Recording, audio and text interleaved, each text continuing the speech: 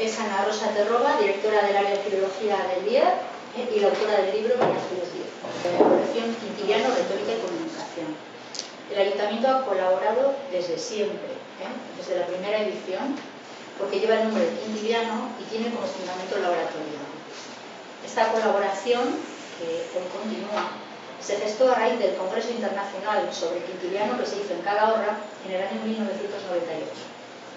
Algunas publicaciones versaron sobre la figura o la obra de Quintiliano, pero lo que la colección pretende es difundir trabajos sobre retórica y oratoria o comunicación en general, por lo que durante estos años se han tratado temas muy diversos, pero siempre dentro de este ámbito.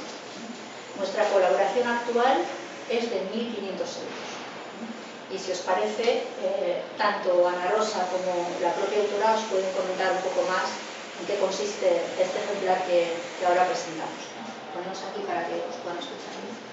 Bueno, yo primero de todo quiero disculpar la ausencia de la directora académica del Instituto de Estudios Riojanos, que por circunstancias laborales no ha podido acompañarnos, así como el director de Cultura. Por otro lado, quiero agradecer al Ayuntamiento de Calahorra la labor que está haciendo de difusión de la comunicación y la retórica en La Rioja y personalizada en esta colección Quintiliano de Retórica y Comunicación, y que el empeño de que esta labor de promoción de la retórica continúe de la mano del Instituto de Estudios Riojanos durante más tiempo. Ya son 20 años, son 18 números publicados entre actas de congresos, publicaciones sobre retórica y otras disciplinas, etc. Y queremos que estos 20 años se prolonguen mucho tiempo más. Por parte del Instituto de Estudios Riojanos, la intención es que esta labor continúe mano a mano con el Ayuntamiento de Calahorra y que sigamos viniendo muchos años a presentar números de esta colección. De María Antonia Díez Coronada, autora del libro, poco puedo decir personalmente, pero sí como investigadora. Creo que es una persona que ha trabajado la retórica, en especial la actio, desde hace muchísimo tiempo, ya en sus labores de investigadora, nada más terminar la carrera que terminó en la Universidad de Zaragoza y la licenciatura en la Universidad de La Rioja. Sé que, y me consta, que ha estado trabajando en labores de estudio y de investigación sobre la pronunciación y la actio de la retórica clásica.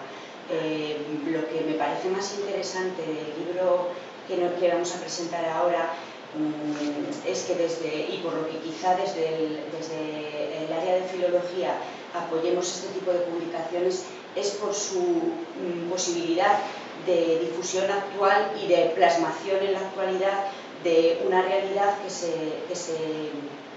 recoge de la época clásica, en este caso concreto de los siglos XVI y XVII. La comunicación no verbal y en concreto el estudio que se realizaba de la comunicación no verbal en aquella época y su aportación a la didáctica, que creo que en la actualidad habría que echar mano de este tipo de libros para que pudiéramos aplicarlo también a los textos actuales e incluso a la enseñanza actual, enseñarles en los colegios cómo tienen que aplicar la comunicación oral, cómo tienen que pronunciar, cómo tienen que utilizar la voz, cómo usar los gestos, cómo usar las miradas. Y de ahí creo que se basa principalmente el interés de este libro, pero va a ser ella precisamente la autora la que les cuente un poco cómo funciona. Pues sí, perfecto. Yo paso ahora a explicaros un poco el contenido del libro, porque eso es un poco la idea que ha consistido este trabajo. Como habéis visto, como podéis ver por el título, el libro se titula Persuadir sin palabras, la enseñanza de la comunicación no verbal en los siglos XVI y XVII. En este libro, desde el punto de vista de contenido, lo que se hace es bueno, pues es un estudio, ¿no? O sea, es un estudio de lo que hoy se denomina modernamente comunicación no verbal. Es un estudio de lo que hoy se denomina comunicación no verbal y que lo único que se centra en los textos y en los manuales y demás que se publicaron en los siglos XVI y XVII. Desde el punto de vista del contenido, lo que habéis hecho a vistacito, hace un rápido repaso por la parte de la retórica que se centra en la comunicación no verbal, recoge brevemente el contenido de lo que tiene que ver con la exposición de toda intervención pública. Se escribe sobre la voz, sobre la voz y sobre los gestos, sobre cómo se usa la voz, sobre cómo hay que cuidarla, sobre los gestos, cuáles son más apropiados para las manos, para la cabeza, etc., ¿no? En la primera parte se habla así un poco en general. Luego se pasa a explicar también brevemente cómo toda esa teoría, ¿no?, de cómo se utiliza la comunicación no verbal, cómo toda esa teoría se va transmitiendo desde la antigüedad hasta llegar a los siglos de oro. Sería la primera parte. Y luego ya en la parte central lo que se hace es estudiar las tendencias más importantes que en los siglos XVI y XVII, las tendencias más importantes que se utilizaron para la explicación, ¿no?, o para la enseñanza de toda esta teoría. Durante los siglos XVI y XVII hubo principalmente 4 tendencias en lo que a la manera en que se debía explicar la forma efectiva de utilizar la voz y los gestos. Entonces, lo que he hecho yo en el libro ha sido recoger a través del estudio de distintas obras, ¿no?, esas 4 tendencias y mostrar, ¿no?, cuáles eran, ¿no?, cuáles eran las 4 maneras en las que los autores del siglo XVI y del siglo XVII pensaban que se tenía que explicar la actio, la comunicación no verbal, para que fuera realmente efectiva. Entonces, lo que he visto y lo que allí aparece recogido es que, bueno, la primera tendencia quizás sea la más tradicional y en ella lo que se ve es que la comunicación no verbal nos remonta a los preceptos clásicos, ¿no?, que fueron los que sistematizó Quintiliano en el siglo I después de Cristo. Esa fue la primera tendencia, ¿no? Se recoge la perspectiva de Quintiliano en obras, en unos manuales que se utilizaban dentro de la enseñanza reglada, ¿no? Había, dentro de lo que es el currículo escolar, había una asignatura que era retórica y se enseñaba a los chavales cómo tenían que escribir, cómo tal, cómo cual, y se les enseñaba también cómo tenían que expresarse. Entonces, en esos manuales se recogía la teoría más clásica y se explicaba, sin más. No será la tendencia quizá más, bueno, la más tradicional. Luego también en estos siglos la formación de predicadores fue muy importante dentro del ámbito educativo. A quienes habrían de encargarse de difundir el cristianismo en los nuevos territorios, en el nuevo mundo, y a los que tenían que asentar los conocimientos cristianos en el viejo continente, se les había de enseñar la forma efectiva de utilizar la voz y los gestos. Entonces, en el mundo de la educación a predicadores también fue muy importante la enseñanza de la comunicación no verbal, ¿no? Y en esa época, sabemos que en el siglo XVI y XVII hubo 2 tendencias completamente opuestas, ¿no? De un lado, a veces recogido ahí con una serie de ejemplos, de un lado estaban quienes interpretando lo que era la comunicación no verbal, decían que había que ser efectista. Lo mejor es impresionar a las personas a las que uno va a comunicar algo para que ellos actúen de una manera determinada, ¿no? Y en esa línea pues desarrollaban toda la teoría, ¿no? Explicaban en los manuales dirigidos principalmente a predicadores, les explicaban a los predicadores cómo tenían que subirse al púlpito, qué es lo que tenían que hacer allí, cómo tenían que moverse en su espacio, si tenían que utilizar o cómo debían utilizar las luces que entraban por las distintas ventanas de la iglesia, etc., ¿no? Entonces, bueno, era una manera de enseñanza que enseñaba así a transmitir la comunicación verbal. Luego, por el otro lado, está, lógicamente, el otro contrapunto, ¿no? Hubo también en esos siglos predicadores importantes que optaron por enseñar de una manera sensata, coherente, más bien fría, ¿no? No excederse, no exagerar y tal. Bueno, y eso también aparece recogido en otros ejemplos, en otros manuales. En tercer lugar, en los siglos XVI y XVII también hemos visto que se publican manuales que, aunque están al margen de la enseñanza reglada, también se utilizaban para enseñar. Estamos hablando, nos referimos a manuales dirigidos principalmente a profesionales liberales.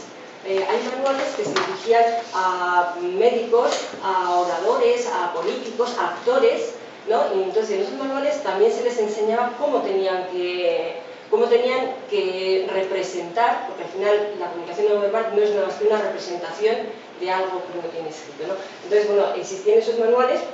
Y es curioso porque las doctrinas que se utilizan ahí principalmente, pues ya no es tanto, ya no se parece a lo anterior, ya no hay tanta normativa y tal, lo que hay son ejemplos.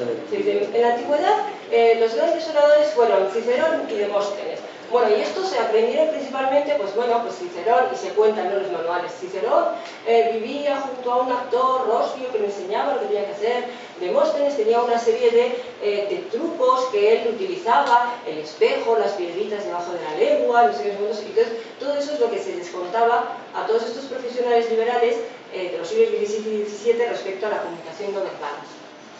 Y luego ya la última tendencia en lo que a la comunicación no verbal de esos siglos la tenemos en otros manuales que ya no son tan pragmáticos, son unos manuales más bien teóricos en los que se cita la comunicación no verbal, pero ya no se explica cómo se utiliza, ¿no? Es más bien reflexivo, debería formar parte o no debería formar parte de lo que es la comunicación, se puede aprender o no se puede aprender, ¿no? Que son las cosas más teóricas, ¿no? Entonces esa es la última tendencia que hemos visto que en los manuales que se publicaron en estos siglos existía en torno a lo que es la representación de una exposición. En suma, el libro trata sobre la comunicación no verbal en unos manuales que se publicaron en los siglos XVI y XVII, y lo que hemos podido comprobar es que realmente lo que hay de novedoso no es nada más que la adaptación a la época y a las circunstancias, porque el peso de toda esa teoría ya estaba en el Instituto de Quintiliano. Es lo que más o menos se saca en claro, ¿no? Después de todo esto. Quintiliano sistematizó toda una perspectiva en el siglo I después de Cristo, y esa perspectiva a través de los siglos llegó a los siglos XVI y XVII. Hay una eclosión retórica importante, y lo que se hizo con la teoría de este autor romano, británico, lo que se hizo con la teoría de este autor fue adaptarla a las nuevas circunstancias. Pero ahí está, ¿no? Sigue siendo lo mismo. Entonces, bueno, eso es un poco el contenido del libro y lo que se puede ver si se ojean las páginas. ¿Y en ningún momento has encontrado la mímica en algún sitio? ¿Mímica? Dentro de la comunicación no verbal. Mímica en el sentido de... gestualidad. Sí, no, es que realmente es eso, porque, por una parte lo que... Pero que no lo ha escrito nadie. Sí, aparece más o menos descrita, sí que aparece, porque se va contando, lo que hace referencia a la voz y tal, no, pero lo que hace referencia a los gestos sí que se va contando, no se va diciendo a uno, bueno, si usted quiere mostrarse en desacuerdo con lo que está diciendo otra persona, lo que tiene que hacer es girar las manos hacia afuera y echarse hacia atrás y tal, entonces eso aparece descrito. Sí que aparece, es impresionante, ¿no? Es impresionante en ese sentido el detalle con el que determinadas cuestiones se significan con los gestos. De hecho, si veis la portada del libro, que no tiene nada que ver con los manuales que hemos tratado, es una lámina de una obra alemana, de un autor alemán, en la que aparecen recogidos en imágenes el significado de distintos gestos de las manos, ¿no? Cuando yo quiero suplicar, la letra C, ¿no? Que dice ploro, pero cuando yo quiero suplicar, con hacer esto ya se da cuenta uno que estoy suplicando, ¿no? Cuando quiero mostrar, pues no sé, el triunfo, ¿no? Que pues levanto la mano y ya, con lo que digo ya se ve, no hace falta que hable, ya levantando la mano ya se ve que estoy contento y que esto es una tal, ¿no? Entonces sí que aparece todo esto, aparece descrito. Vamos, los gestos, sobre todo manos, brazos, pero también de los pies, ¿no? Si hay que moverse hacia este lado, hacia otros, y tal, y cual, todo eso aparece en estos manuales, pero ya aparecía en Quintiliano, ¿eh? Yo te voy a preguntar solamente otra. Sí, ¿Por qué elegiste este tema? Porque tú... Yo gesticulo todo el rato. Se lo tengo tan asumido. Llevo tantos años trabajando esto de los gestos que ya lo tengo asumido. No, porque es una de las partes de la retórica, es quizá una de las partes más modernas, porque la comunicación no verbal es modernísima, ¿no? Pero sin embargo a nadie se le ocurre pensar en los orígenes más remotos, ¿no? Nadie piensa, o si lo piensa no lo dice porque parece antiguo, ¿no? Esto ya lo decía Quintiliano, que es que esto ya estaba recogido en Quintiliano. Y es una de las partes, la de la exposición y demás, es una de las partes que menos se ha trabajado tradicionalmente. Por eso comencé a trabajar en Quintiliano esta parte de la retórica y por eso luego pues he seguido, ¿no? Continuado, y bueno, los manuales de los siglos XVI y XVII es que son impresionantes en cuanto a cantidad y en cuanto a detalle, ¿no? Porque hay otras épocas en las que esta parte concretamente, pues bueno, se pasan de puntillas, se dice que no se puede aprender, que esto uno nace sabiéndolo o ya que se olvide. No es cierto, ¿no? Las cualidades naturales pueden ayudar, pero el estudio, la formación, etcétera, es lo que perfecciona. Entonces, por eso, ¿no? Los siglos XVI y XVII son un pozo en cuanto a cantidad y sobre todo también en cuanto a contenido. Pues por eso